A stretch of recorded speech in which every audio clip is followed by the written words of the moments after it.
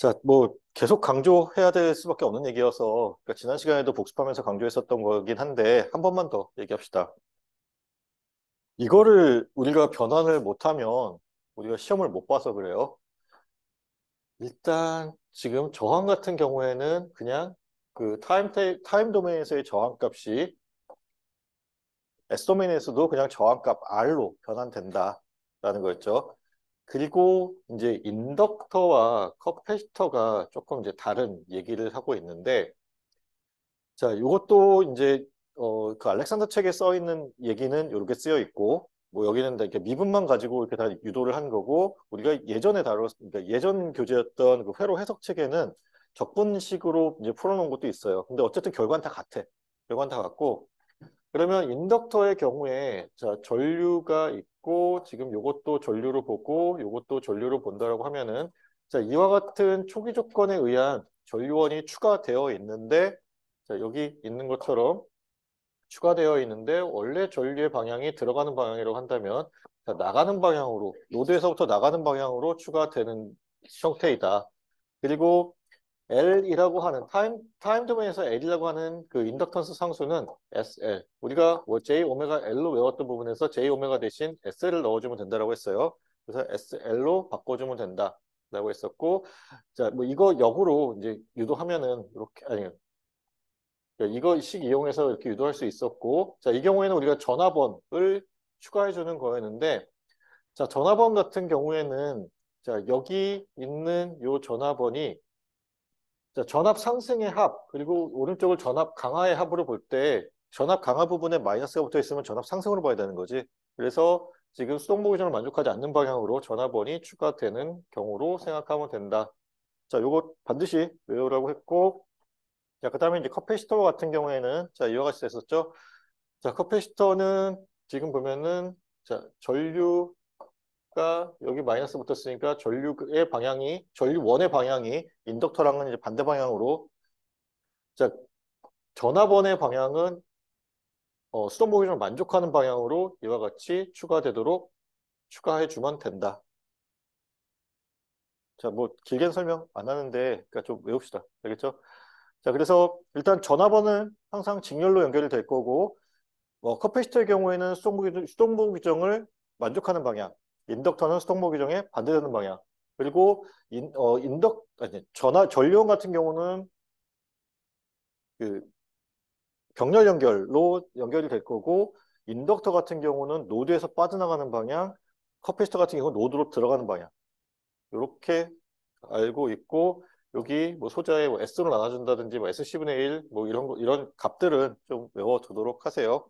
자, 그리고 자, 주의해야 될 거가 이거라 그랬지. 지금 여기 이와 같은 것이 있을 경우에 우리가 인덕터가 타임 도메인에서 인덕터에 해당되는 게 지금 이렇게 등가를 이루는 게 여기 전압원과 그 임피던스를 다 합한 부분을 우리가 등가로 봐야 된다라고 하는 거 잘 기억하자 그랬어요. 그리고 여기 써 있는 거는 그러니까 그 여러분들이 이제 그 2차 미분 방정식 할 때 외우고 있었던 그 적분을 이용한 공식을 이용해서 유도한 건데 우리가 앞에서 유도했던 것과 같은 결과가 나오는 것 확인할 수 있고 자 그래서 이게 커패시터에 대한 거였고 아니 전압에 대한 거였고 전류원을 추가하는 경우에도 이와 같이 추가할 수 있다.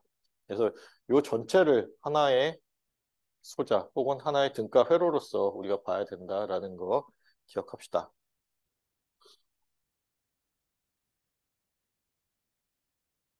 자, 트랜스퍼 펑션, 전달함수라는 거를 배웠었고요.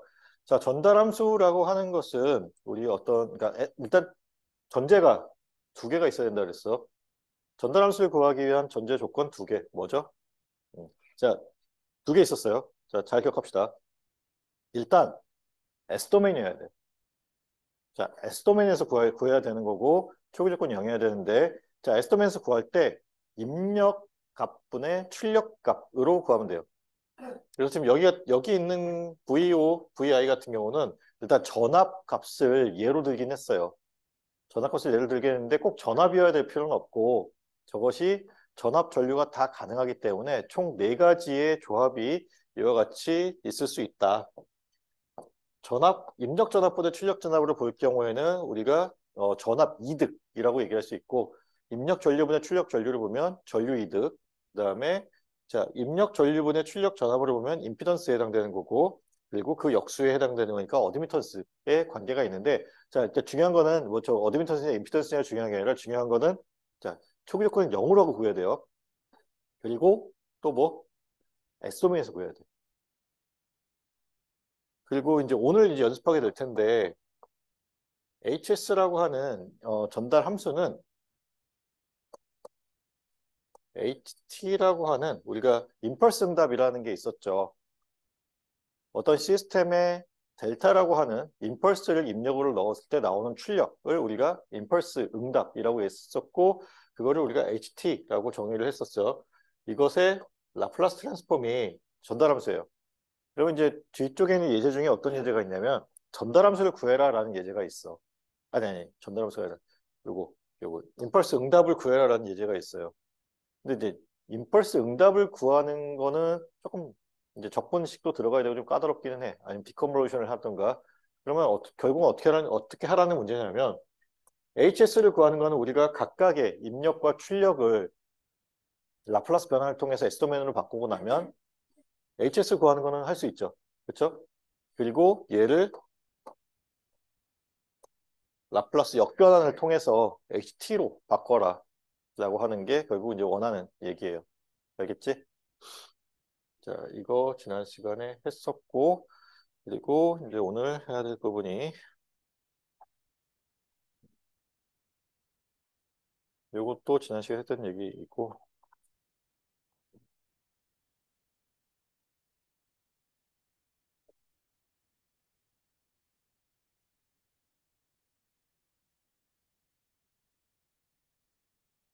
자, 일단 이거부터 합시다.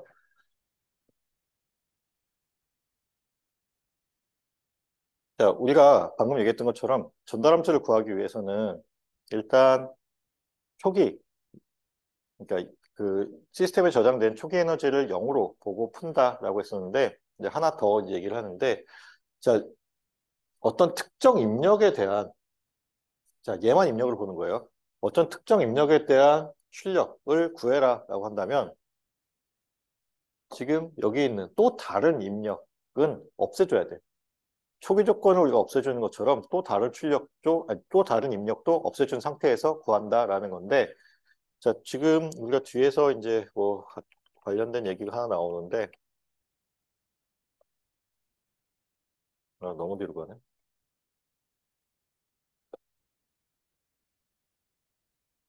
지금 요거예요. 자, 자, 여기 있는 요 그림 같은 경우에 지금 문제에서 요구하는 게 뭐냐면 얘를 입력으로 보고, 자, 여기 인풋이 이거이고 출력은 요거로 보자는 거예요. 그러면 여기 전화번호 하나 더 있는데 지금 뭐 문제에서 이제 필요가 없다 보니까 이 전화번호의 어떤 값도 아예 주지도 않았어. 그냥 전화번호 하나 더 있는데 이 전화번호는 그러면 얘와 얘의 전달함수를 구할 때는 필요가 없는 거지. 그치? 그래서 S도메인 치환할 때 아예 없애버리는 이런 형태가 돼요. 자, 그래서 이제 일단 우리가 중첩의 원리와 같다라고 생각하면 되는 거예요. 자, 지금 보면은 여기 모든 다른 전원과 모든 초기 조건을 0으로 놓은 상태에서 자, 특정 입력에 대한 출력을 측정한다라고 생각하면 되겠다. 자, 그러면 여기 봅시다. H1S라고 하는 것을 자, 이와 같이 정의를 했대요. 그러면 자, 입력이 IS1인 거고 출력이 V2S가 되는 거지. 자, 여기 IS1이 입력, 얘가 출력이야. 그리고 이제 요 같은 문제가 뒤에서 또 한 번 더 나올 거예요. 이제 중첩을 이용하기 위해서. 자, 그러면 일단 먼저 해야 될 거. 뭘 구하래? H1S를 구하래. 그러면 저거는 전달함수를 구하는 거고, 전달함수를 구하기 위해서는 우리가 초기 조건이 없는 상태에서 S도메인 회로를 만들어줘야겠죠. 그래서 지금 여기서 이와 같이 변환이 되는 과정에서 지금 여기 있는 이 전화번호는 단락된 거예요. 그래서 여기 전화번호는 없어졌어. 우리가 특정 입력을 IS1으로 볼 거니까 저 입력에 대한 출력만 구할 거니까 지금 그렇고, 자, SC분의 1로 바꾸고 얘도 SC분의 1로 바꾸면 돼서 S분의 1, 2S분의 1이 되고 저항은 그대로 2분의 1 그리고 3분의 1로 들어가면 되겠죠. 자, 그리고 지금 여기 위쪽에서의 노드 V1, V2를 놓고 이 V1과 V2 노드에서 모두 다 나가는 방향으로 KCL을 쓸게요. 그러면 자, 지금 여기 나가는 이쪽으로 나가는 것은 IS1이 될 거고 그리고 위에서 아래로 내려오는 이 방향은 S분의 1이고 위아래 그러니까 여기 양단에 걸려 있는 전압이 V1S니까 이와 같이 되고 여기서 일로 가는 거는 V1에서 V2를 빼고 2분의 1로 나눠주면 되죠. 그리고 그 값이 0이 되면 되고 자, 두 번째 파란색 노드에서 보면은 자, 3분의 1 옴의 양단에 걸려있는 게 V2와 0이니까 V2를 3분의 1로 나누면 되고 여기도 마찬가지로 V2를 2분의 1S로 나누면 되고 마찬가지로 이 방향으로 가게 되면 V2에서 V1을 빼고 2분의 1로 나눠주면 자, 전부 다 나가는 전류를 이용한 KCL이 완성되죠. 자, 그리고 이 식들을 이제 정리를 한 거예요. 지금 아래쪽으로 이제 정리한 거 그리고 이게 두 번째 식을 정리한 거고 얘네들을 각각 행렬 형태를 나타냈어. 그리고 지금 그첫 번째 식 우리가 필요한 게 음, 지금 이렇게 그러니까 얘 V1, V2 곱하면은 지금 I1S에 대한 공식이 나오죠. 쓰자. S 플러스 2 V1 마이너스 2 V2는 마이너스 IS1 S 이게 나오지. 그러면 그리고 지금 여기 두 번째 식에서는 그러니까 마이너스 2 뭐 어쩌고저쩌고 해서 정리하게 되면 뭐 어차피 같은 얘기긴 한데 마이너스 2 V1 더하기 2S 플러스 5의 V2 이퀄 0이지. 그러면 위쪽에서 우리가 지금 필요한 거는 V2랑 IS1만 필요하잖아요. 그래서 I1 이퀄 뭐 V2 어쩌고저쩌고 할 수 있고 얘를 여기다 대입해서 정리를 하면 I1과 V2만 남는 식을 만들 수 있죠. 그렇게 해서 정리를 하면 자 이와 같이 정리가 된다라는 걸 보여주는 거예요. 이해돼? 계산 과정이야. 여러분들이 하면 되는 거고 그냥 뭐 이렇게 회로 해석하는 것만 좀 일단 눈여겨봅시다. 자, 지금 우리가 요거를 뒤쪽에서 한번 더 볼 거기 때문에 일단 여기는 H1S라고 일단 놨어요. H1S는 자, V2를 출력으로 보는 거는 동일해. V2를 출력으로 보는 건 동일한데 입력을 IS1으로 보는 거예요. 그리고 뒤쪽 문제에서 H2S라는 거를 볼 건데 H2S는 얘가 입력이 되고 얘가 출력이 되는 경우야. 그러면 이제 우리가 뒷장에서 할 얘기가 뭐냐면 우리가 이걸 이제 중첩으로 풀 수 있다라는 거예요. 자, H1S라고 하는 것이 IS1 S분의 V2S 그리고 H2의 S라고 하는 것은 VS2의 S분의 V2S라고 한다면 자, 우리가 구해야 되는 게 V2를 구해야 된다라고 하면 V2S는 이게 구별이 돼야 되는데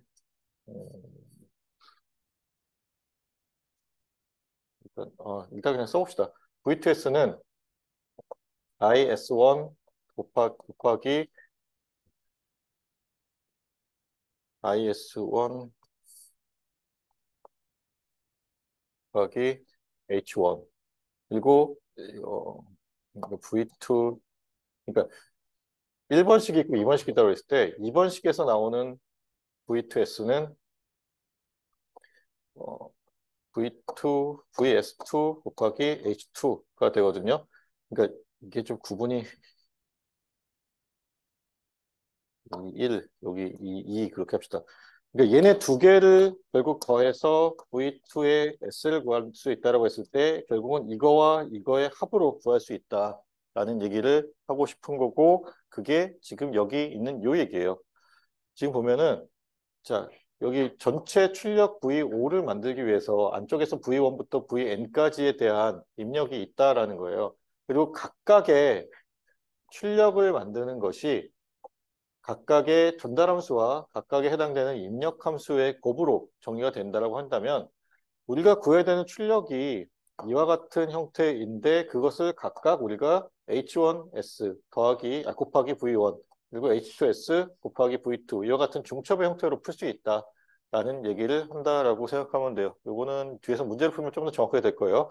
자, 그래서 여러 개의 입력을 갖는 회로에서 모든 전원에 대한 S형형 출력은 서로 다른 각 입력에 대한 서로 다른 각 입력에 대한 전달 함수와 해당 S 영역의 입력을 곱한 값들을 중첩함으로써 얻는다라는 건데, 자, 여기 있는 내용만으로는 조금 불명확할 테니까 지금 요걸 보도록 합시다. 지금 우리가 방금 전에 봤었던 그 회로예요. 우리가 방금 전에 봤었던 회로에서는 H1S를 구했고, H1S는 얘를 입력, 얘를 출력을 보는 거였지. 그래서 V2S 나누기 IS1을 H1S로 받고, 여기서는 이제 H2S를 구해라 라고 하는 것과 함께, 그리고 토탈 아웃풋 V2S를 구하래요. 그럼 그 얘기는 뭐야? 지금 여기서 우리가 구한 요거 값과 아니, 이 값과 여기 있는 요 값을 더하면 전체 아웃풋이라고 하는 거는 IS1과 VS2가 둘 다 있는 경우의 출력을 얘기하는 거예요. 내가 말하면서도 좀 이해가 안 될 것 같다는 생각이 자꾸 들어서. 자, 일단 여기 문제에서 구하라고 하는 거는 뭐냐면 H2S라고 하는 요 전달함수를 구하래요. 그리고 그 전달함수는 어떻게 우리가 구할 수 있냐면 자, 여기 있는 요 전압원이 입력이 되고, 여기 커패시터 양단에 걸려있는 전압이 출력이 되는 것으로 보고 우리가 구하자라는 거예요. 그럼 일단 H2S를 먼저 구해보기 위해서는 어떻게 해야 돼? S도메인 회로로 바꿔줘야겠지. S도메인 회로로 바꿔줘야 되고, 그리고, 자, 얘만 입력으로 놓고 보자라고 했으니까, 전류원은 어떻게 해야 돼? 없애야겠지. 그래서 이 전류원은 개방이 돼요. 아까 전압은 단락됐었지. 전류원이 개방됐기 때문에 지금 여기 보면은 자, 여기 원래 전류원이 있었어야 되는데 그게 없어진 이유가 우리가 여기 있는 요 전압원에 의한 입력만 가지고 전달함수를 구할 거기 때문에 그렇다라는 거예요. 자, 그러면 여기 컵패시터 2개 그리고 저항 2개가 각각 뭐 S분의 1, ES분의 1, 그다음에 2분의 1 그리고 여기 1, 옴으로 변환됐고 자, VS2라고 하는 것이 여기 입력 전압 그리고 여기 있는 게 출력 전압이 돼요. 그럼 우리가 구해야 되는 게 뭐야? 여기 VS2라고 하는 것에서 공급되는 전압 중에 얼마만큼이 V2에 전달이 되는지를 보면 되는 거잖아요. 그치? 그리고 V2라고 하는 이 전압은 요 양단에 걸려있는 전압이고 그리고 얘와 얘네들은 서로 병렬 연결이잖아. 그렇죠? 그러면 여기 컵패시터 2S분의 1이라고 하는 컵패시터에 걸려있는 전압이나 여기 S분의 1과 2분의 1이라고 하는 직렬 연결된 저 합성 임피던스에 걸려있는 전압이나 같겠지. 다시 얘기하면은 요 전체 회로에 걸려있는 전압은 V2S로 동일하죠. 그래서 지금 여기 보면은 자, G1S라고 합성 임피던스 구하겠다는 거예요. 요 직렬 연결된 것과 병렬 연결된 것을 합해서 합성 임피던스를 구하고 자, 1옴과 여기 G1S라고 하는 요 임피던스가 그러니까 임피던스의 B로서 그러니까 전압을 나눠 가질 테니까 전압 분배 법칙을 써서 구하겠다라는 걸로 이해하면 되겠어요. 자, 그러면 자, 일단 G1S를 구해야겠지. G1S는 아까 얘기했듯이 요 S분의 1과 2분의 1의 직렬 연결 그리고 이 S분의 1의 병렬 연결 해서 구하면 자 이와 같이 구해지고 자 우리가 V2S라고 하는 것은 결국 요 G1S라고 하는 요 임피던스 등가 임피던스에 걸려있는 전압과 같은데 그것이 자, 전압 분배 법칙에 의한 거니까 1 플러스 G1분의 G1으로 해서 거기에 VS2를 곱해주면 V2S가 되죠. 그렇죠? 그러면 우리가 구해야 되는 거는 VS2분의 V2라고 하는 B를 구하면 돼. 그리고 지금 여기 V2가 있고 여기 VS2가 있어.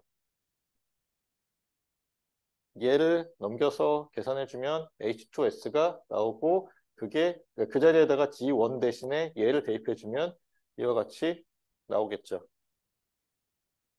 그러면 여기 있는 요게 H2라고 하는 전달 함수인 거예요.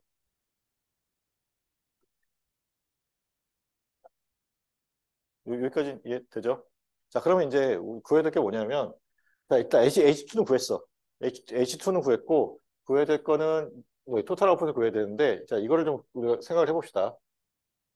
지금 여기가 헷갈리게 된 이유가, 요 V2라고 하는 거를 좀 나눠서 써야 되는데, 그냥 여기도 V2고, 앞에도 V2고, 지금 그런 식이라서 그러는데, 얘를, 전류원에 의한 거니까, 전화번에 의한 거니까, V2의 V의 S라고 합시다. 요거를.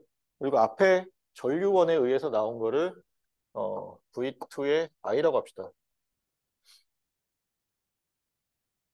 요거 여기 이해되지? 자, 자, 여기 V2를 구해야 되는데 우리가 예전에 타임 도메인에서 이제 해석할 때를 생각해 보면 그때도 중첩의 원리를 쓴다고 하면 어떻게 풀어요? 물론 얘네 둘 다 한꺼번에 있다라고 풀어도 되지.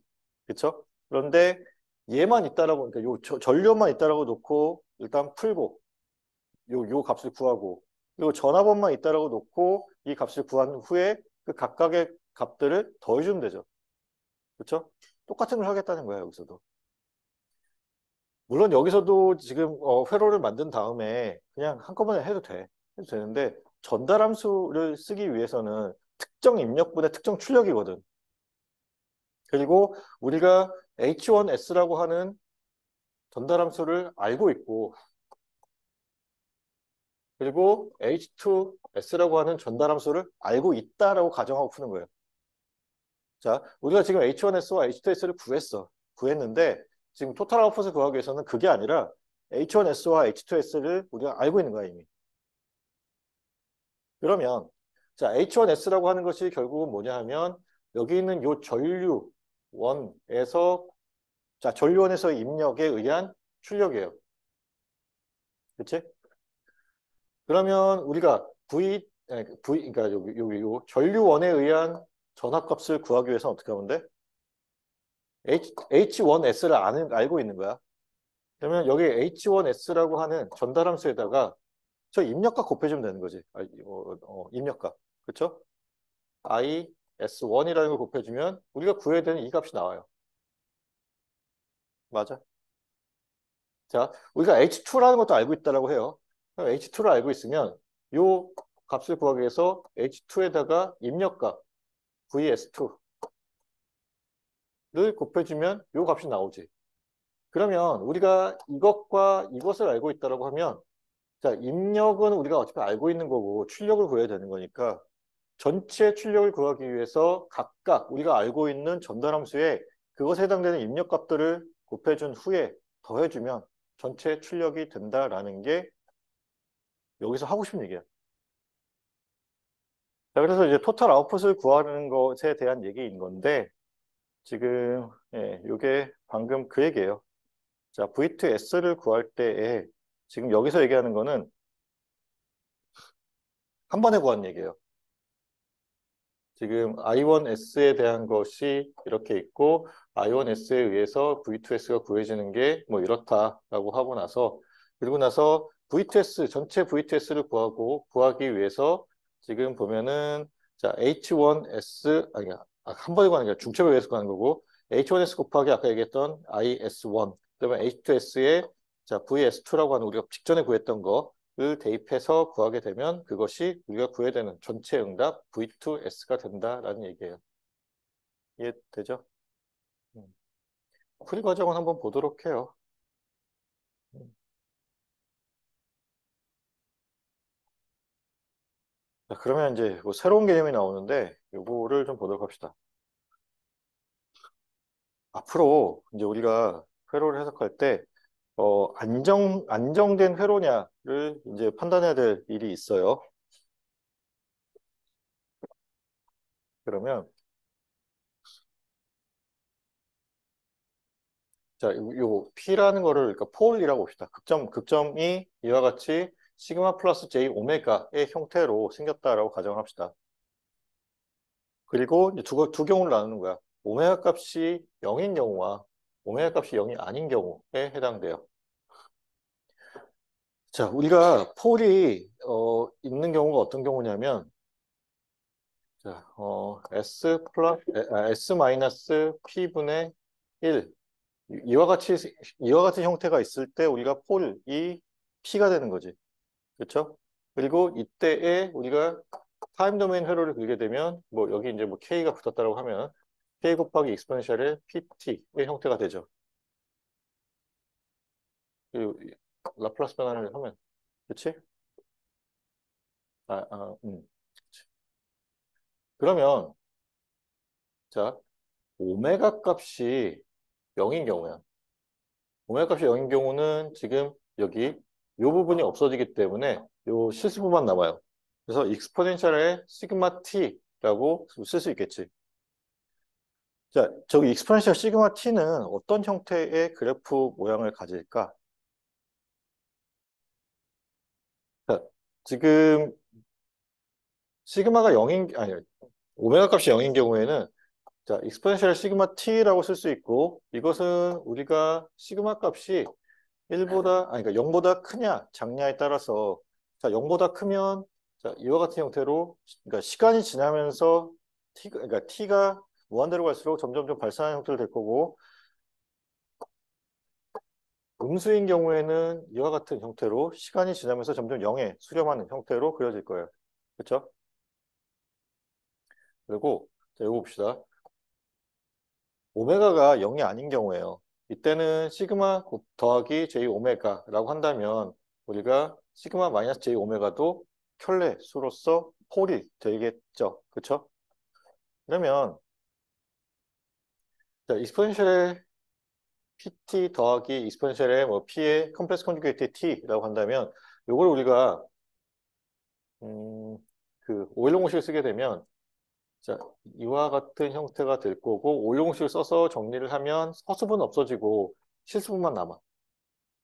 실수분만 남고 자, 지금 여기서 매그니튜드를 결정하는 거는 앞에 있는 요게 매그니튜드 값을 결정해요.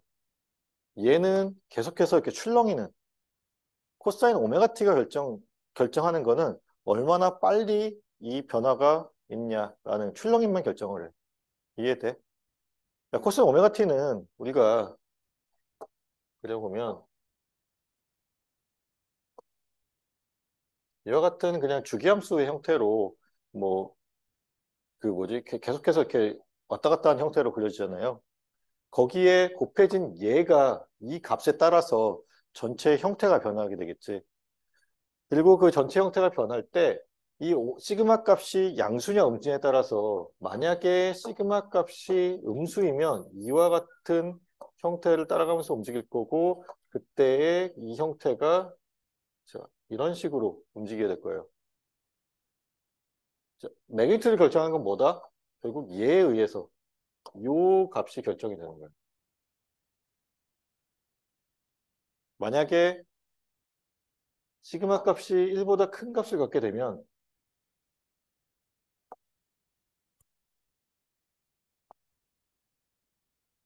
이와 같은 형태로 그려질 거예요. 자, 우리가 이런 형태를 예전에 한번 봤었죠. 응답의 형태 중에서 고유응답, 강제응답 중에서 저 형태는 고유응답의 형태였었어요. 그렇죠? 고유응답의 형태였고 지금도 마찬가지로 이제 고유응답이라고 보는 거야. 그러면 저 고유응답은 우리가 회로의 안정성을 판단할 때 어떤 역할을 하냐 하면 저게 있냐 없냐에 따라서 회로가 안정하냐 안정하지 않냐가 정해지지. 과도기적 응답인 거죠. 결국은 없어져야 되는 응답으로 봐야 될 거고. 그러면 자 시그마 값이 0보다 작은 경우 궁극적으로는 없어질 거예요. 저 값이.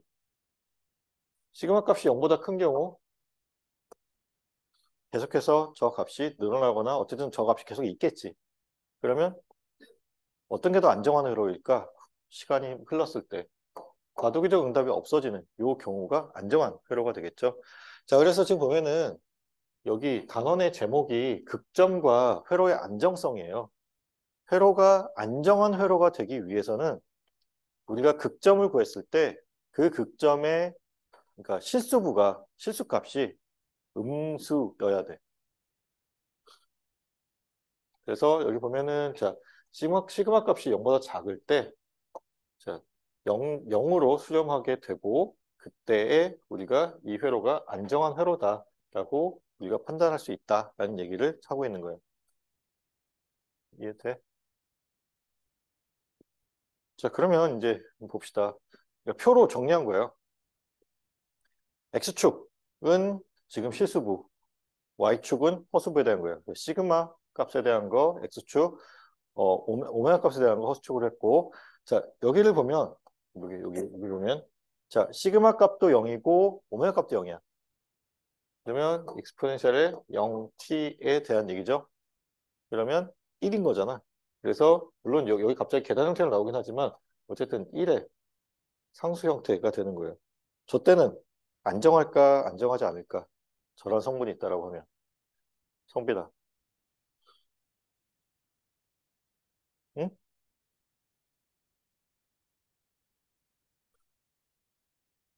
응, 안정하지 않죠. 계속해서 이 값이 남아있는 거잖아. 0으로 수렴해야 돼요.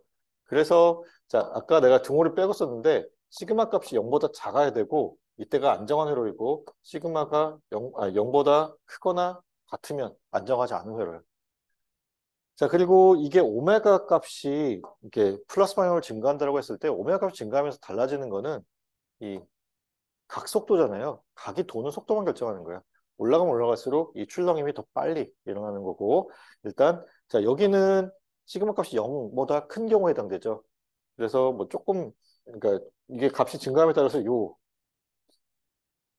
어떤 증가하는 정도가 더 급격하게 증가한다고 보면 되고 그랬을 때 오메가 값에 해당되는 것이 증가함에 따라서 이 출렁임의 형태가 조금 더 빨리 진행되는 형태로 가면 되고 자 음수로 가게 되면 자, 시간이 지남에 따라서 0으로 수렴하는 형태가 되고, 이때도 마찬가지로 여기 점선을 표시된 이것들이 그 시그마 값에 의해서 결정되는 거고, 오메가 값에 의해서는 요 출렁임만 결정된다. 그래서 중요한 거 뭐? 자, 여기 아래쪽에 써 있는 걸 보면, 자, 요 왼쪽, 그러니까 여기 제로인 거 제외하고, 요 왼쪽 부분을 우리가 스테이블 시스템이라고 얘기를 하고, 여기 오른쪽 부분, 이 가운데 부분 포함해서 오른쪽 부분을 언스테이블 시스템이라고 얘기를 한다. 자, 극점을 이용해서 우리가 회로의 안정성을 판단할 수 있고 그때의 안정성을 판단하기 위해서는 그 극점의 실수부의 값이 음수인지 양수인지를 놓고 판단할 거고 양수이면 안정하지 않고 음수이면 안정하다라고 얘기하면 돼요. 알겠죠? 그래서 이제 그거에 대한 연습을 좀 해볼 거예요. 그리고 되게 재밌는 거는 어떤 시스템이 있고 그 시스템에 대한 그, 어, 그 뭐지? 전달함수를 구하고 그게 빠졌구나 참. 전달함수를 구하고 그 전달함수의 극점이 그 전달함수의 극점의 실수부가 음수냐 양수냐를 판단하는 거예요. 지금 이제 극점을 어디서 구해야 되는가가 중요한 거잖아요. 자, 일단 전달함수를 우리가 구했고 그 전달함수의 극점의 실수부가 음수이면 안정한 시스템, 양수이면 불안정한 시스템으로 봐야 돼요. 중요한 얘기를 안 했네. 자, 그래서 그러면 이제 뭐 우리가 입력에 따라서 이제 입력과 출력이 달라지면 전달함수가 달라질 수 있겠지, 당연히. 근데 재밌는 거는 극점은 동일해요. 하나의 시스템이라고 한다면 그 시스템 안에서 구한 극점은 동일한 극점이 나와요. 그래서 그거는 크게 걱정을 하지 않아도 되더라라는 거예요. 자, 그래서 여기 보면은 지금 자, 우리가 전달함수를 구하기 위해서 모든 독립 전원을 제거하고 그러니까 전달함수 구하기 위해서 이 극점의 안정성을 판단하기 위해서 모든 전달함수를 그러니까 모든 강제 함수를 제거하고 이 고유응답 성분에 대해서 지금 식을 썼을 때 이와 같이 함수 형태로 표현된다고 한다면 자 여기 초기 조건에 의한 것을 놓고 여기 뭐 어떤 전류든 전압이든 있고 거기에 대한 어떤 임피던스에 대한 매트릭스가 있다고 하면 지금 여기 있는 요 매트릭스의 그 뭐지? 행렬식을 구했을 때 그 행렬식이 행렬식의 극점을 가지고 우리가 또 판단해도 된다라는 얘기를 좀 하고 있어요. 그래서 요거는 뒤에서 같이 문제를 풀면서 하도록 합시다. 자, 지금 여기 보면은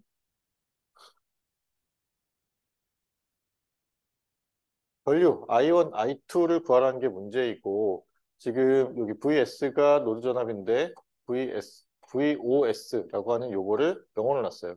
지금 방금 전에 봤었던 것처럼 모든 독립전원을 0으로 놨다라는 얘기고 그래서 여기가 단락되는 형태로 보면 돼요. 그리고 지금 여기 있는 얘네들은 초기 조건에 의해서 나온 거라고 보면 돼. 그래서 자 지금 여기서 I1과 I2S를 구하기 위해서 여기 메쉬 두 개 돌리게 되면 플러스 마이너스라고 합시다. 그러면 자 여기 전압 상승 VOS만큼이 있고 근데 VOS가 0이지. 예, VOS 0이고 지금 요것만큼의 전압 상승이 있고 이거 곱하기 I1S 이거 곱하기 I1-I2S만큼의 전압 강화가 있죠.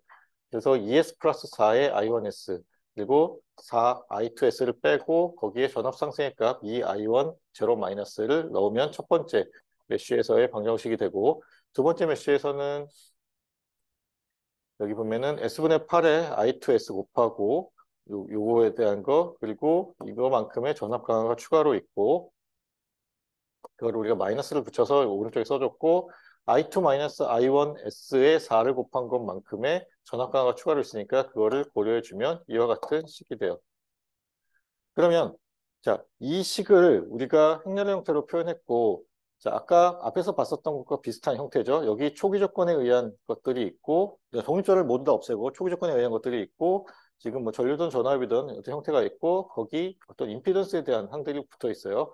자, 여기서 이 극점의 안정성을 판단하기 위해서는 얘의 행렬식을 구해라라는 거예요. 그리고 지금 여기 행렬식 구했고 자, 행렬식 구했을 때 이게 그 뭐지?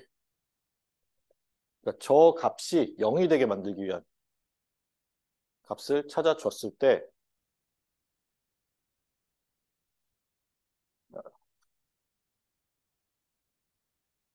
지금 그러니까 방금 요 행렬식을 0으로 만들기 위한 S값 찾아줬을 때 그것이 이 시스템의 극점이 되는 거고 그 P1, P2를 구하게 되면 요것에 대한 그 근해 공식을 써서 구하면 자 여기 J 빠졌어. 마이너스 1 플러스 마이너스 루트 3 J가 돼요. 그러면 자 실수부의 값이 마이너스 1이지. 음수의 값을 가져요. 그렇기 때문에 이 시스템은 안정한 시스템이다 라고 얘기할 수 있다는 거야. 자, 일단 전달함수를 구해서 구하는 방법이, 그러니까 전달함수의 그 극점을 구해서 구하는 방법이 있고, 자, 두 번째 방법이 지금 여기 있는 것처럼, 자, 모든 독립전원을 제거한 후에, 자, 초기 조건에 의한 어떤 회로의 방정식을 세우고, 그 회로의 방정식을 세웠을 때에, 자, 여기 있는 요것의 행렬식을 0으로 만드는 그 S값을 구하게 되면, 그게 우리가 구해야 되는 극점과 같은 값이고 이 극점을 놓고 판단했을 때 이게 음수이면 안정한 회로 그리고 양수이거나 0이면 불안정한 회로다라고 판단하면 된다는 거예요. 그래서 우리 앞에서 이제 넘어온 부분을 다시 보면 자, 지금 여기 있는 요 전화번 없어지고 나서 지금 여기 회로 해석하는 그 내용이고 문제에서 구하라고 한 건 사실은 I1S랑 I2S를 구하라고 하긴 했어요. 그러니까 회로의 안정성을 판단하라는 얘기가 아니라 I1S랑 I2S를 구하라고 했고 I1S와 I2S를 구하기 위해서 이와 같은 행렬식이 쓰여졌고 자, 디터미넌트를 구하고 난 후에 역행렬을 이용해서 지금 이와 같이 회로를 쓰게 되면, 식을 쓰게 되면 I1S가 뭐 이거 곱하기 이거, I2S가 이거 곱하기 이거의 형태로 쓰여진다. 라는 건데, 사실 이제 이 문제에서 얘기하고 싶었던 거는 그게 아니라, 행렬식을 구한 후에 그 행렬식이 0이 되도록 만드는 값이 극점과 같은 값이고, 그 극점을 이용했을 때에 우리가 회로의 안정성을 판단할 수 있다라는 얘기를 하고 싶었어요.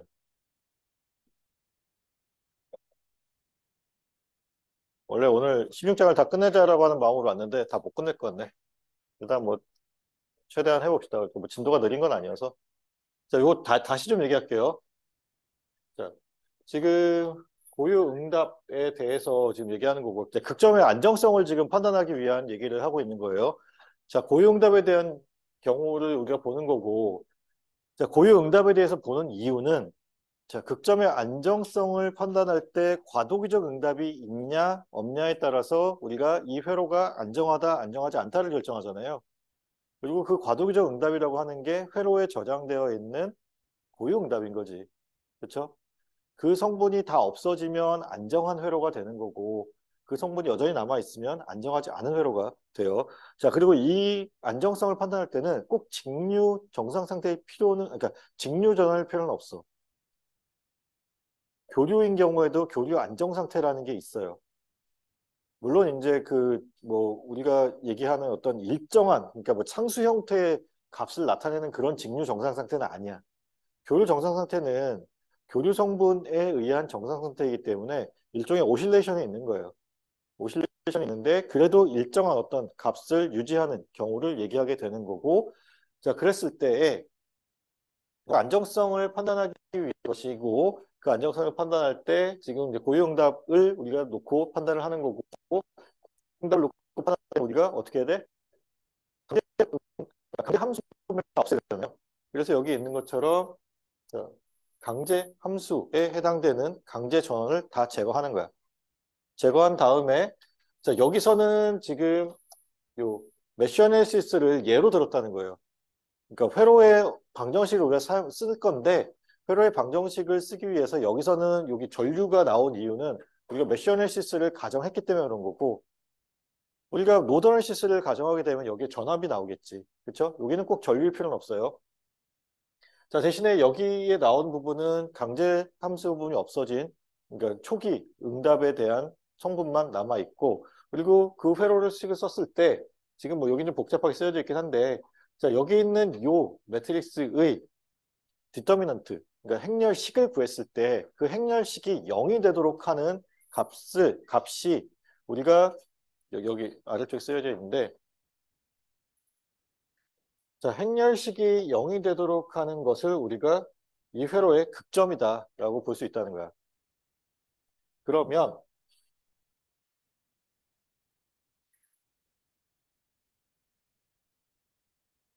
음, 그러면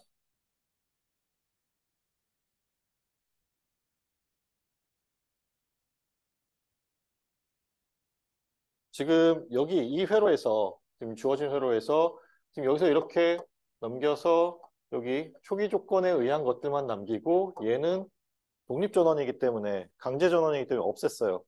없앤 후의 회로가 지금 여기 그려져 있는 거고, 이 회로에 대해서 여기서 이제 메쉬 애널리시스를 해서 전체 회로 방정식을 세운 게 이거지.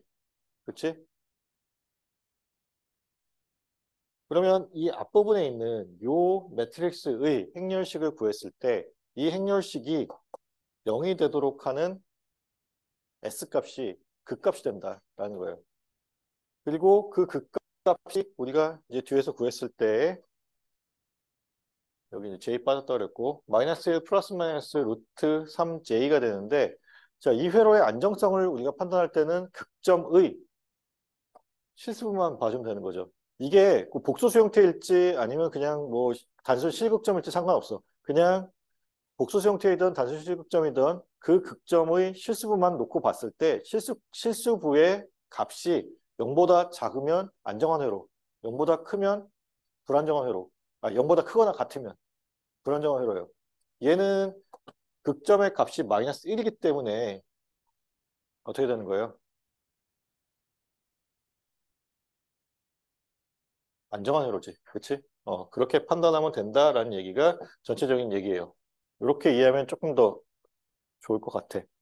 뭐 계산은 좀 복잡하더라도 뭐 하는 얘기는 그런 거고. 자, 그럼 여기 봅시다. 또 다른 걸 볼게요. 지금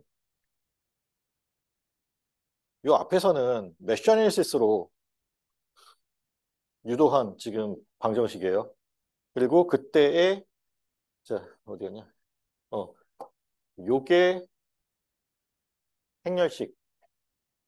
그리고 지금 결국은 요 분모에 있는 얘가 극점에 해당되는 부분이 되는 거예요. 자, 요거 이제 뒤에서 다시 봅시다. 자, 이제 회로 방정식을 여기는 메쉬 애널리시스로 이제 풀었는데 같은 회로를 놓고 이번에는 노드 애널리시스로 풀어보겠다는 거야. 자, 여기 위쪽에서의 노드를 VS로 잡았을 때 VS를 기준으로 노드 방정식을 세운 거예요. 지금 아까 마찬가지로 전화번 부분 없어졌고 그러면 이 왼쪽으로 나가는 전류는 얘 여기 VS에서 이 I1 제로 마이너스를 빼고 그거를 ES분의 ES로 나눠주면 되지. ES로 나눠주면 지금 왼쪽으로 나가는 전류야. 요게 지금 왼쪽으로 나가는 전류야. 알겠죠? 자, 위에서 아래로 내려간 전류가 요 VS를 4로 나눠주면 되고 오른쪽으로 나가는 전류는 지금 여기 VS에서 S분의 VC 제로 마이너스를 빼고 S분의 8로 나눠주면 돼요. 자, 이렇게 되면은 일단 회로 방정식이 다 완성이 되죠. 자, 그러면 VS를 구하면 VS라고 하는 출력을 구하면 그 출력이 이와 같은 형태가 돼요. 자, 위에 있는 거 다 상수고 지금 1차항이고 여기 분모 2차항이고 그러면 얘에 대한 극점을 구하게 되면 분모를 0으로 만드는 값을 구하면 되는 거니까 그렇게 구했을 때 여기도 빠졌는데 자, 마이너스 1 플러스 마이너스 루트 3j라는 값이 나와요. 그러면 이게 여기서 얘기하는 게 뭐냐면 자, 회로에 대한 방정식을 세웠어요. 세웠고 그 회로에 대한 방정식을 잘 세웠다라고 하면은 내가 노드 애널리시스를 했던 메쉬 애널리시스를 했던 상관없이 항상 그러니까 극점의 값은 같다는 거야. 알겠죠? 음.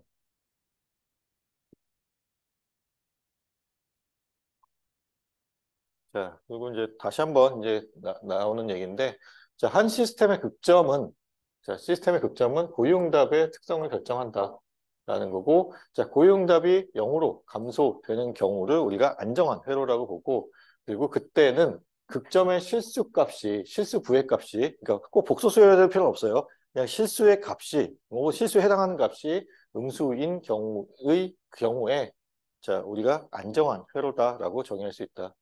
그 정상 상태 해석이라는 거는 안정한 회로에서만 적용이 가능한데 그 안정하다라고 하는 거는 항상 뭐 직류 정상 상태만 있는 건 아니고 교류일 경우에도 이런 과도기적 응답이 혹은 고유응답의 형태가 결국 0으로 수렴한다라고 한다면 안정한 회로다라고 우리가 판단할 수 있다라는 얘기예요.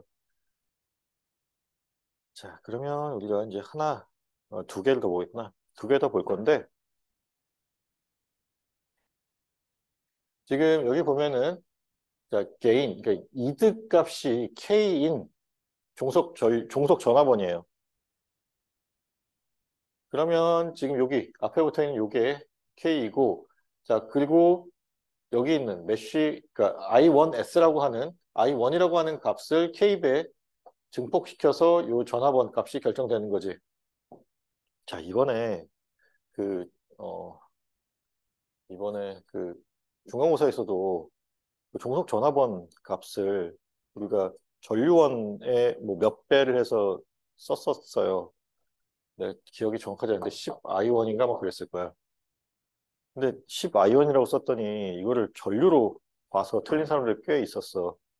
그러니까 값을 갖고 오는 거기 때문에 이게 전류 값을 갖고 왔다고 해도 전화번의 전압값이에요. 알겠지? 음.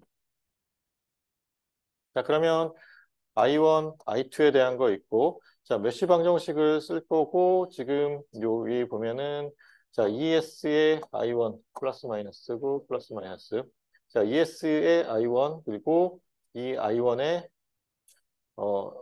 그 전압 상승, 그러니까 전압 강화 이거가 여기서 있고 2 곱하기 I1 마이너스 I2 그게 여기 있고 그게 전압 상승 값인 V1S 그리고 여기 있는 요 것의 상승만큼의 수칙이 되는 거고 자, 두 번째 식에서는 1 곱하기 I2에 지금 K1 이거 플러스 마이너스 1 곱하기 I2에 지금 전압 상승이 K I1S만큼의 전압 상승이 있고 그리고 2 곱하기 I2 마이너스 I1이니까 정리하면 이렇게 돼요. 두 개의 식을 정리를 했고, 그리고 이거를 이용해서 우리가 행렬식으로 정리를 하게 되면 이와 같이 행렬식이 정리가 되고, 자, 이때 여기 있는 요것의 디터미넌트를 구하게 되면 저 디터미넌트 값이 이렇게 구해져요. 그러면 6s 플러스 2의 1 마이너스 k 값을 0으로 만드는 s 값이라는 거는 s 이퀄 마이너스 3분의 1 1 마이너스 k 값이 되지. 그리고 요거를 다시 정리하면 여기 있는 것처럼 3분의 1 곱하기 k 마이너스 1의 값이 되죠.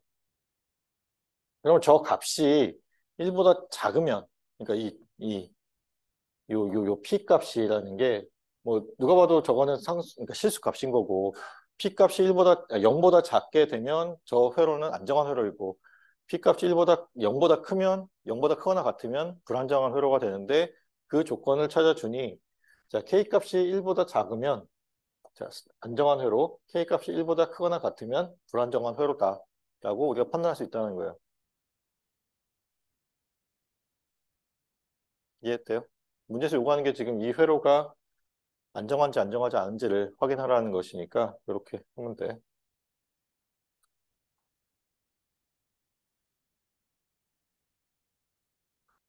자, 그러면 이제 사실 이거에서 파생된 문제인데 그러니까 이것보다 중요한 건 이거예요. 자,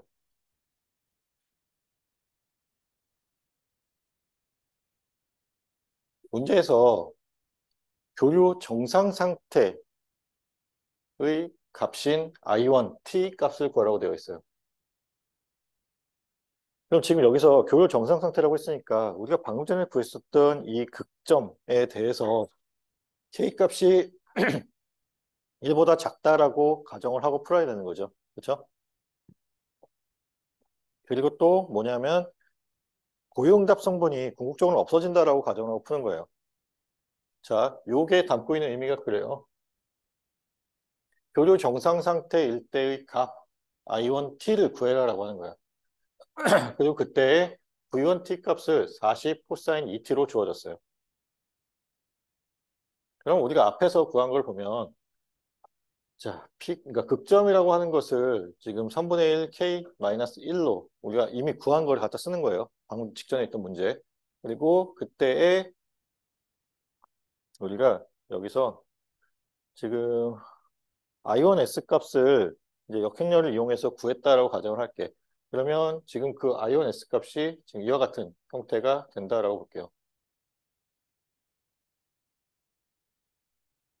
그리고 V1S 값을 지금 여기 전화번의 값을 40 코사인 2t로 줬으니까 우리가 라플라스 변환표에서 코사인 2t에 그러니까 코사인 t에 해당하는 코사인 at에 해당하는 것에다가 a 대신에 2 넣고 거기다 40 곱해주면 이와 같이 s제곱 플러스 4분의 40이 돼요. 코사인 at에 대한 라플라스 변환이 s제곱 플러스 a제곱분의 s로 나오거든. 여기에 a 대신에 지금 2 넣고 그 앞에 40 곱해서 정리하면 이렇게 돼요. 자, 그러면 자, I1S라고 하는 것에는 지금 V1S 대신에 요 값 대입한 거예요. 이 값을 여기서 대입한 거예요.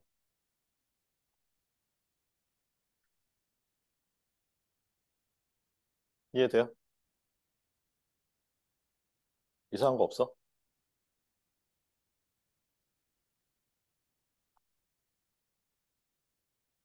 자,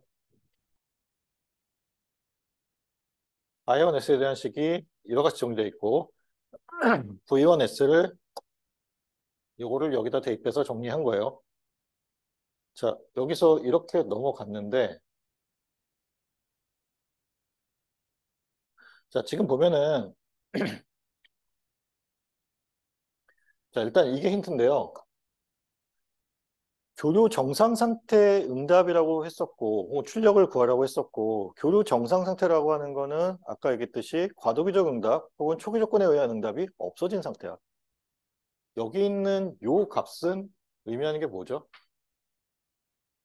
초기에 저 회로에 저장되어 있는 에너지 값이에요. 그러면 H 스테디 스테이트 상태로 갔을 때는 저 값이 없어진다라고 가정하고 푸는 거 있지. 그래서 이 값을 제외하고 요 뒤쪽에 있는 요 값만 가지고 V1S를 우리가 주어진 강제 함수 값을 넣어서 구한 거예요.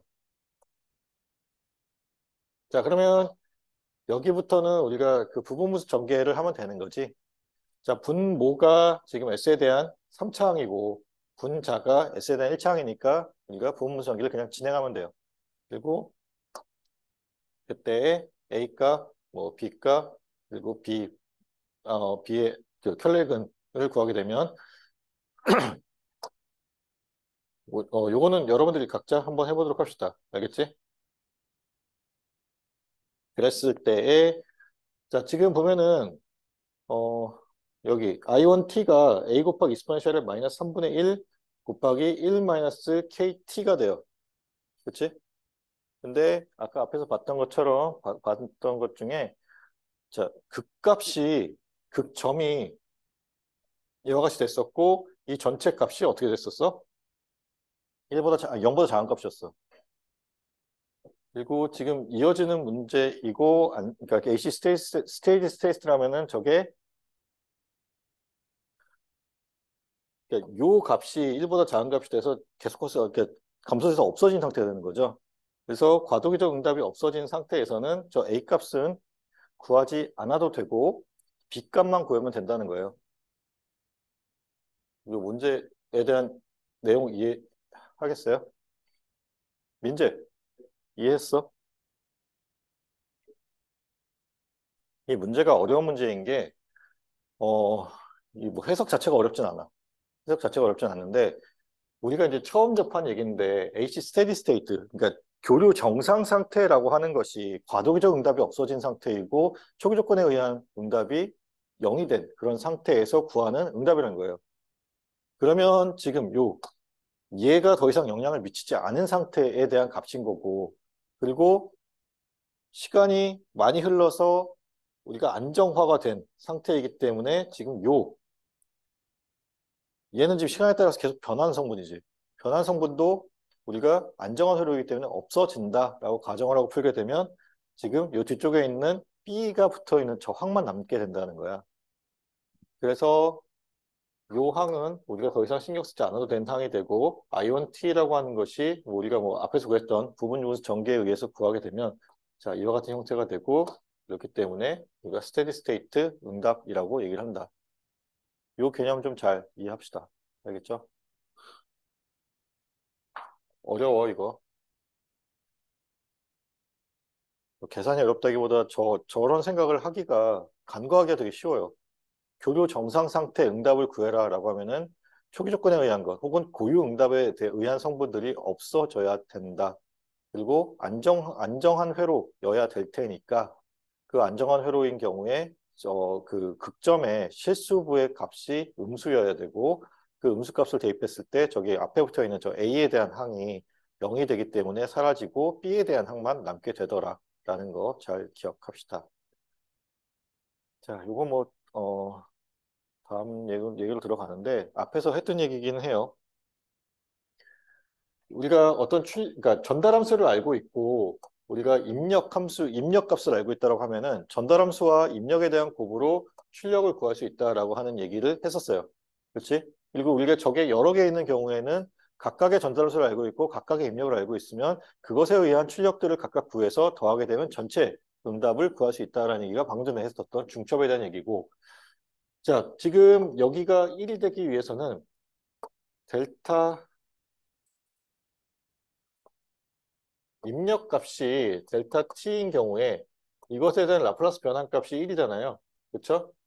그래서 자, 임펄스 응답이 혹은 임펄스가 입력으로 들어가는 경우에 자, 출력이 전달함수와 같다라는 얘기를 지난 시간에 한번 했었지. 그렇지? 굉장히 스페셜한 케이스에서 이게 가능하다.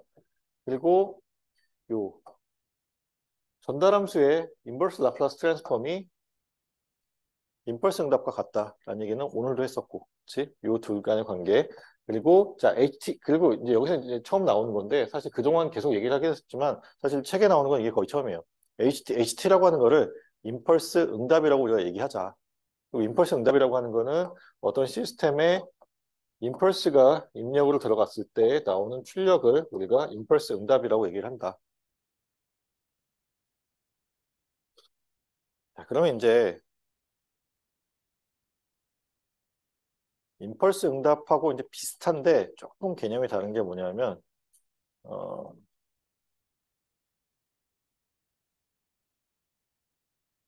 음, 여기가 아니고 여기 있구나. 자, 어차피 오늘 다 못할 것 같으니 일단 개념적인 것만 좀 먼저 좀 다 설명해 놓고 넘어가게. 자, 우리가 임펄스 응답이라고 하는 거는 델타 t가 어떤 시스템에 입력을 들어갔을 때 나오는 출력을 우리가 임펄스 응답이라고 얘기를 했었어요. 그러면 이제 또 다른 비슷하지만 조금 다른 개념이 뭐냐면 스텝 응답이라는 게 있어요. 유닛 스텝 응답이라는 게 있는데 이거 결국 뭘까? 입력이 UT인 거야. 자, 델타 t가 입력으로 들어갔을 때 나오는 출력을 우리가 HT라고 임펄스 응답이라고 얘기를 하기로 했어요. 자, 그러면 UT라고 하는 유닛 스텝 펑션을 입력으로 넣었을 때 나오는 출력을 우리가 스텝 응답이라고 얘기를 하고 이때는 우리가 자, S라고 하는 기호를 써서 ST라고 이제 앞으로 약속을 할게요.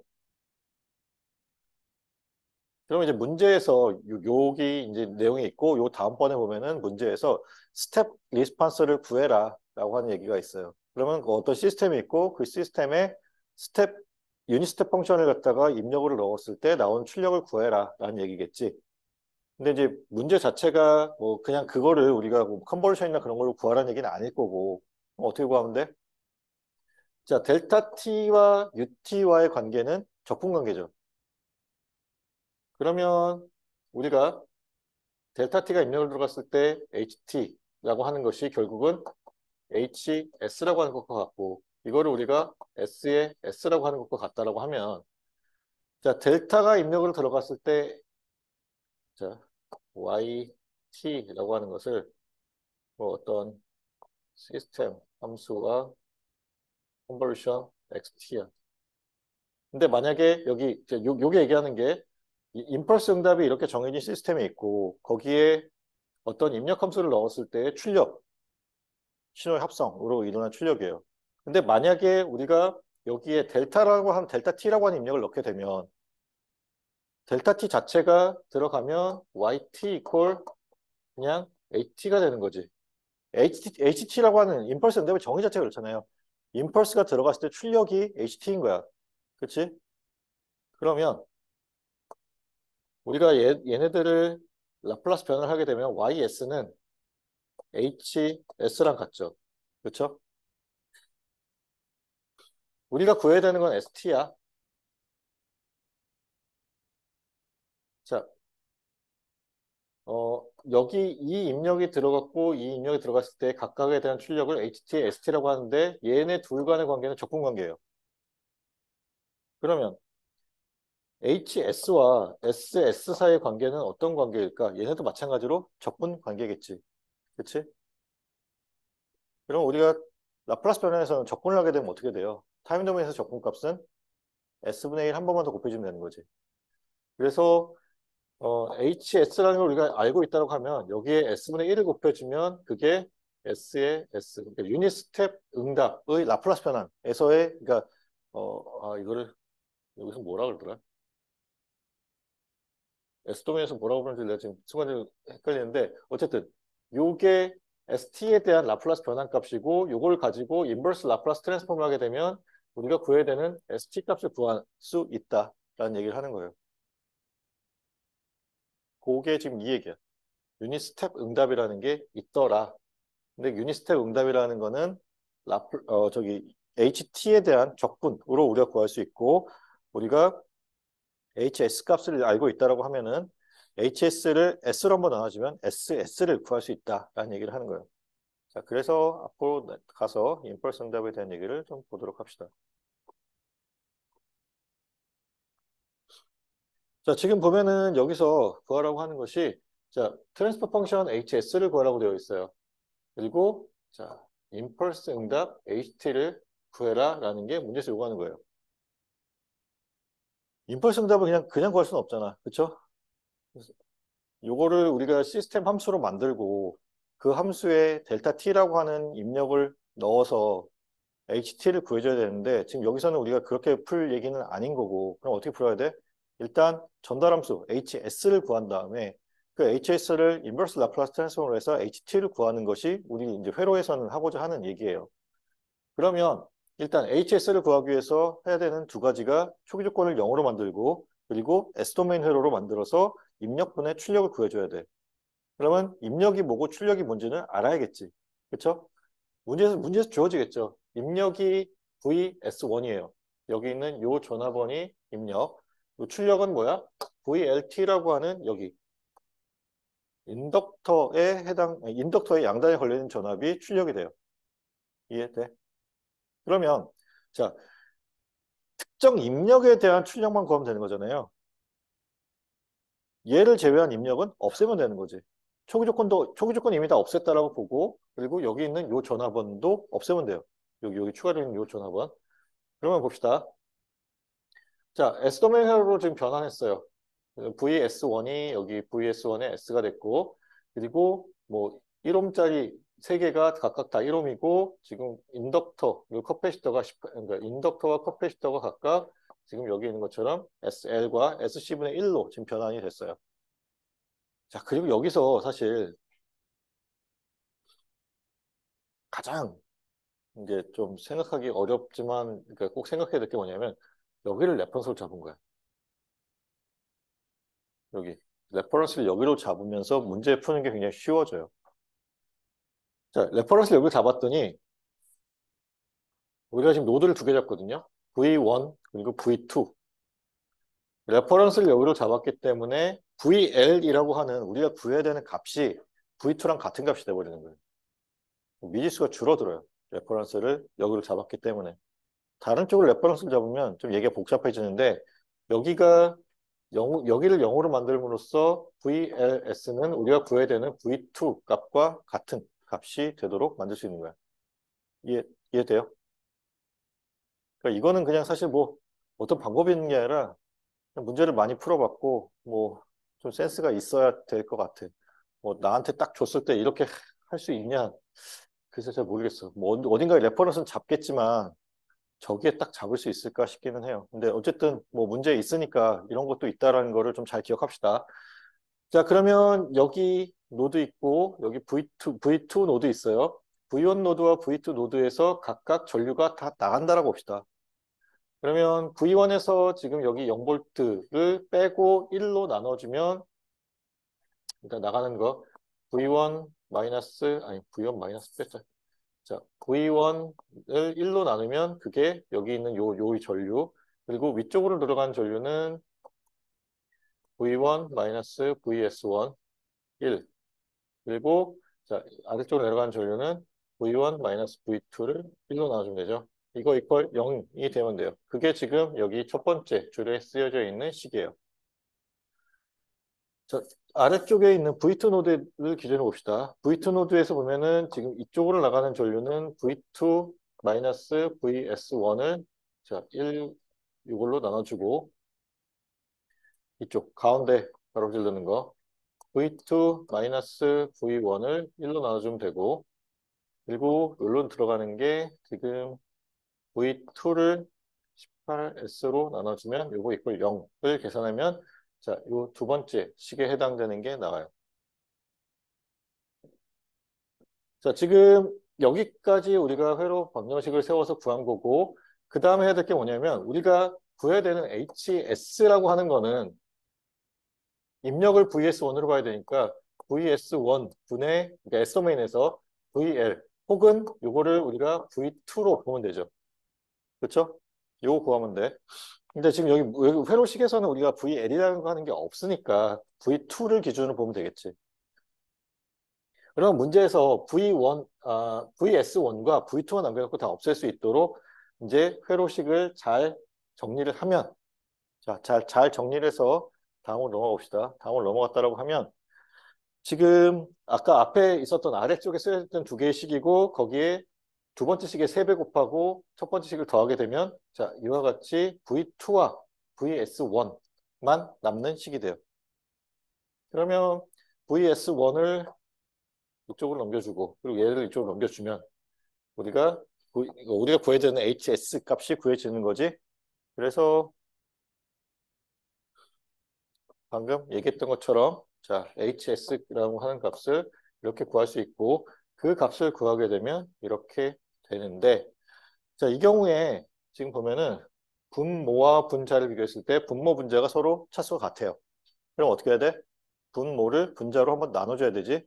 나눠줬을 때의 목과 지금 나머지가 쓰여져 있는 거고 이거를 이용해서 음, 우리가 인버스 라플라스 트랜스폼 하게 되면 1에 대한 인버스 라플라스 트랜스폼 결과가 델타 t 그리고 이게 지금 익스포넨셜의 익스포넨셜이 마이너스 at의 형태가 되니까 그것을 우리가 써주게 되면 이와 같이 임펄스 응답을 구할 수 있다. 자, 자세한 계산은 대부분 다 생각하고 넘어가요. 이미 뭐 많이 연습했고 이 부분은 여러분들이 하면 될 것 같아서. 자, 혹시 질문 있으면 질문합시다. 결국 여기서 중요한 거는 델타 함수가 HS라고 한 전달함수를 구하는 게 중요한 거고 전달함수를 구했을 때에 자, 아까 VO라고 하는 것은 HS의 VI를 곱한 것과 같다는 거잖아. 그리고 이때 여러 개의 뭐 입력들에 의한 중첩으로 풀 수 있다라고 하는 거. 그때는 전제가 뭐냐면 이거를 알고 이거를 다 알 경우예요. H1S, H2S, H3S를 다 알고 그때 V1S, V2S, V3S를 다 알고 그랬을 때에는 우리가 이 출력을 그렇게 풀 수 있다는 거야. 근데 생각해보면 꼭 저렇게 풀 필요까지는 없어요. 그냥 우리가 중첩을 쓰고 안 쓰고도 선택하는 거잖아. 어떤 경우에 중첩을 써도 되고 중첩을 안 써도 되는 그런 경우가 아니라 그냥 선택이야. 내가 중첩으로 푸는 게 더 편하면 중첩으로 푸는 거고 중첩으로 푸는 게 아니라 그냥 전체 회로를 해석하는 게 더 편하면 그냥 그렇게 해도 되는 거야. 알겠죠? 자, 그리고 중요한 거는 뭐냐면 HS라고 하는 것을 구하게 되면 그것에 역변환을 했을 때 우리가 HT라고 하는 임펄스 응답을 구할 수 있다는 건 좀 알고 있어야 되겠지. 왜냐면 임펄스 응답 구하라는 문제는 나올 수 있으니까. 오케이? 그리고 아까 교류 정상 상태는 얘기가 있었죠. 자, 교류 정상 상태는 과도기적 응답이 없어지는 거라고 그랬어요. 그리고 안정한 회로인 경우가 우리가 교류 정상 상태 해석을 가능하게 하는 거고 안정하다라고 한 얘기는 결국 뭐다? 자, 우리가 극점을 구했을 때 그 극점의 실수부가 0보다 작으면 안정한 회로, 0보다 크면 불안정한 회로다라는 거고 자, 그랬을 때 우리가 그 초기 조건에 의한 응답이 0으로 수렴한다라는 것이 결국은 가정이 되어 있는 거야. 교류 정상 상태 응답이라고 하는 거는. 이해돼요? 음. 자, 그러니까 뭐, 문제 푸는 게 조금 까다로워서 그런데, 결국 그게 그러니까 이번 시간에 한 얘기의 그냥 핵심적인 얘기예요. 알겠지? 그리고 우리가 어떤 회로의 방정식을 세워서 그거를 행렬의 형태로 바꿨을 때, 그 행렬의 디터미넌트, 행렬식이 0이 되는 점이 극점과 같고, 그 극점에 실수부를 놓고 우리가 이 회로가 안정한지 안정하지 않은지를 판단할 수 있다라는 거. 알겠지? 음.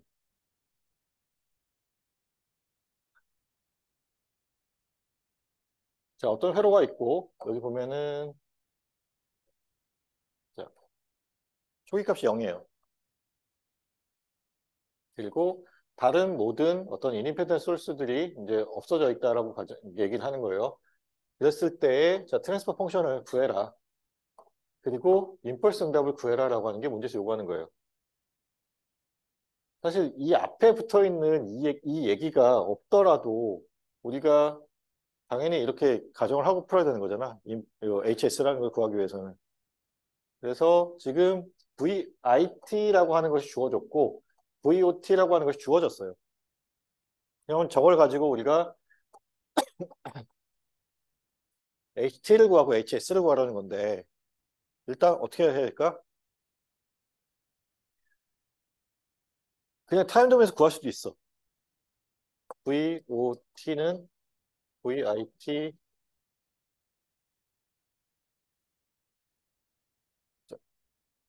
디컨버루션을 하면 돼요. 그러니까 컨버루션을 역방향으로 하는 게 디컨버루션이거든. 근데 배우질 않았잖아, 디컨버루션을. 그럼 우리는 어떻게 해야 돼? VOS는 VI의 S 곱하기 HS다. 라고 해서 HS를 VIS 분의 VOS로 먼저 구하고 이것의 인버스 라플라스 트랜스폼을 해서 HT를 구하면 되겠죠. 그렇죠? 순서는 이렇게 되는 거야. 일단 VIT랑 VOT를 라플라스 변환을 해서 VIS랑 VOS를 만들어줘야 될 것 같아요. 그리고 HS를 구하기 위해서 VI분의 VO를 구해. 그리고 HS를 인버스 라플라스 트랜스폼을 해서 HT로 바꿔주는 거야. 요 순서. 자, 그러면 일단 먼저 해야 될 게 뭐냐면 VIT부터 바꿔주고 싶다. 자, 3델타 T-5예요. 일단 자, 이와 같은 형태가 있을 때 여러분들한테 나눠주기로 했었던, 아직 나눠주지 못했지? 나눠주기로 했었던 그 표에서 가장 유사한 형태를 찾아줘야 되는데 가장 유사한 형태가 제일 위에 있는 1번 유닛 임펄스가 가장 유사한 형태야. 그리고 델타 여기 t라고 되어 있었는데 델타 t와 지금 델타 t-5 곱하기 3은 약간 차이가 있지. 이 차이가 나는 부분을 우리가 프로퍼티를 갖고 채워줘야 돼요. 자, t가 t-5가 된 거는 타임 시프트가 들어간 거죠. 5만큼의 타임 시프트가 있는 거예요. t0 여기 보면은 t-t0가 있고 t0 대신에 5를 넣어주면 되는 거야. 그리고 앞에 선형성을 이용해서 3을 곱해주면 되겠죠. 그러면 자 일단 1, 2 델타 t에 대한 거고 자 지금 봅시다. 델타 t를 라플라스 변환을 하게 되면 1이야. 델타 t-5를 변환을 하게 되면 1 곱하기 앞에 뭘 붙여줘야 되는데 fs가 지금 1에 해당되는 거고 여기 요만큼을 곱해줘야 되는데 t 제로 값이 얼마라고? 5죠. 그쵸? 맞아? 그러면 익스포넨셜에 마이너스 s 5를 곱해주면 돼요. 그럼 이게 여기 3 제외한 나머지 부분이야. 그러면 우리가 구해야 되는 3의 델타 t-5는 3 곱하기 익스포넨셜에 마이너스 5s 곱하기 1. 요게 지금 v1t의 라플라스 변환인 VIS에 해당되는 거거든요. 그래서 지금 VIS의 값이 이와 같이 나오는 이유가 그래요. 자, 여러분들한테 주어진 표가 있고 그 표를 이용해서 가장 유사한 걸 찾아주고 그리고 나서 나머지는 뭐 타임 시프트라든지 아니면 스케일링 뭐 아니면 프리퀀시 시프트 같은 성질들을 이용해서 간혹 경우에 미분, 적분을 이용해서 변형시켜주면 돼. 우리가 적분 이용하는 경우는 한번 나왔었어요. 예제가. 지난 시간인지 지지난 시간인지. 자, 그럼 봅시다. 두 번째. 익스포넨셜의 마이너스 4t 코사인 7 곱하기 t 마이너스 9. 일단 딱 보니 여기 t 대신에 t-9가 써 있는 거 봐서는 타임 시프트 한번 써야 될 것 같네. 그쵸? 그리고 코사인이 나왔으니까 지금 코사인과 관련된 게 두 개가 있어요. 코사인 오메가 t에 대한 라플라스 변환 그리고 코사인 오메가 t의 익스포넨셜에 마이너스 at를 곱한 경우가 있어요. 지금 이 경우는 15번, 18번 중에 18번이 조금 더 유사하지. 그치? 그러면 자 일단 a 대신에 4 넣어주면 되겠죠. 여기 익스포넨셜에 마이너스 4t가 곱해져 있고 여기 익스포넨셜에 마이너스 8t가 곱해져 있으니까 a 대신에 4가 더해주면 되겠지. 그래서 익스포넨셜에 마이너스 4t 그리고 코사인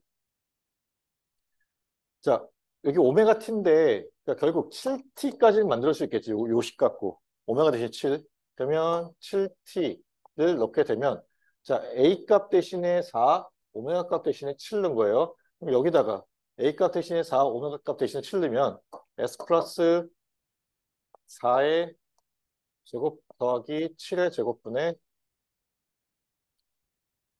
S 플러스 4가 되겠네. 그쵸? 맞아? 그리고 지금 빠진 게 뭐야? 얘는 그냥 당연히 그냥 그 우리가 0 이전을 제외하기 위해서 들어간 거고 타임 시프트만 시켜주면 되죠. 타임 시프트 얼마? 여기 있는 이 식에다가 T0 대신에 9 넣으면 되겠네요. 그러면 요 식에다가 여기다 그냥 쓸게. 곱하기 익스포넨셜의 마이너스 9s 곱해주면 되죠. 자, 그게 지금 여기.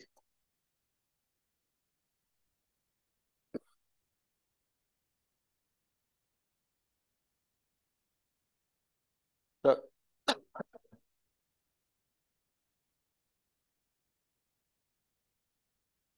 그러면 우리가 VIS랑 VOS를 구했으니까 HS는 우리가 구했던 VIS를 분모에 넣고 우리가 방금 구했던 VOS를 분자에 넣게 되면 계산이 되죠. 그렇죠? 그래서 자, 계산 잘 해서 이렇게 구하면 된다. 음, 어? 음. 내가 뭘 빼먹었나? 제가 다시 A 대신에 A 대신에 어, S 플러스 4분의 4의 제곱 더하기 7의 제곱분의 S 플러스 4. 거기에 지금 타임 시프트. 아, 그렇지. 헷갈렸구나. 오케이. 다시. 자, 내가 얘도 지금 타임 시프트를 잡아줘야 되잖아요. 근데 저거를 내가 계산을 안 했네. 자, 봅시다. 이거를 가장 유사한 형태를 어, 얘라고 하게 되면 A 값이 4가 되는 거고 그다음에 뭐야? 오메가 값이 7이 되는 거죠. 그렇죠? 그거를 대입해서 구하게 되면 이게 돼. 그러면 S 플러스 A의 제곱 더하기 오메가 제곱분의 S 플러스 A가 되죠.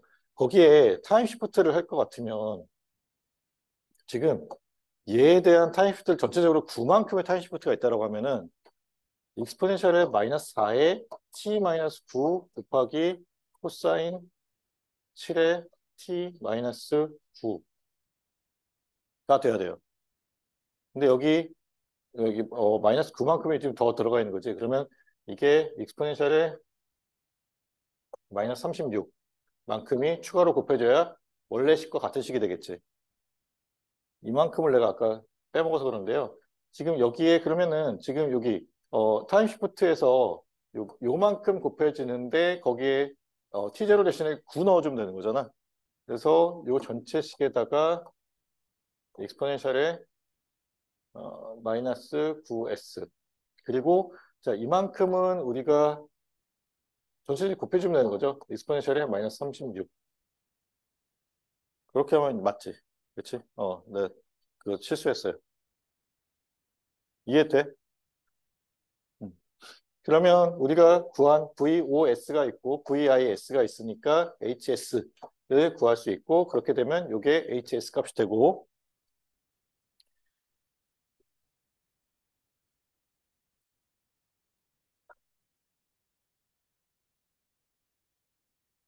시간이 다 돼서 우리 HS까지만 구한 거고 HT는 인버스 라플라스 트랜스폼 다음 시간에 이어서 합시다.